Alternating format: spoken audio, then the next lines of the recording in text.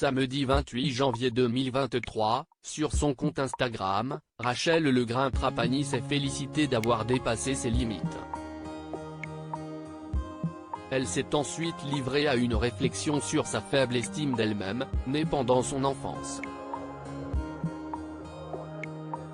Sur Instagram, Rachel Legrain-Trapani montre quasi quotidiennement sa vie de famille auprès de son chéri Valentin Léonard et de ses deux garçons, Gianni et Andrea. Ce samedi 28 janvier, l'ancienne Miss France a regardé une série avec son aîné en buvant un chocolat chaud. Puis, elle s'est rendue dans son jardin pour lui monter une cage de football. J'ai mis une petite heure à lui construire son truc. Je suis fière de moi parce qu'avant, je n'aurais jamais fait l'effort me pensant incapable, a écrit celle qui a été cambriolée il y a quelques jours.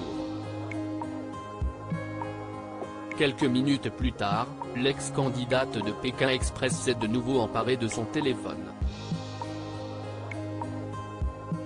Elle a partagé à ses abonnés une réflexion née après la construction du jouet de son fils. Suite à cet exploit, je me rends compte que depuis toute petite, on m'a souvent dit que je n'étais pas capable de faire certaines choses, ça ne partait pas forcément d'un mauvais sentiment, je pense. Ça résultait parfois, par exemple, de la peur que je me fasse mal, a-t-elle d'abord écrit. Rachel Legrain-Trapani a décidé de reprendre confiance en elle. L'ancienne compagne du footballeur français Benjamin Pavard a expliqué qu'on l'avait souvent empêchée de faire certaines choses quand elle était plus jeune. Ensuite, c'était dans le choix de mes études, puis les personnes proches de moi qui par un mot par-ci par-là ont rajouté une couche à ma faible estime de moi, a-t-elle analysé. Elle a aussi partagé une publication du collectif Nous Toutes allant dans son sens, être une fille ou agir comme une fille, ce qui est induit est très clair, c'est la honte, c'est être nul. Et souvent ces propos sont tenus au milieu d'autres filles.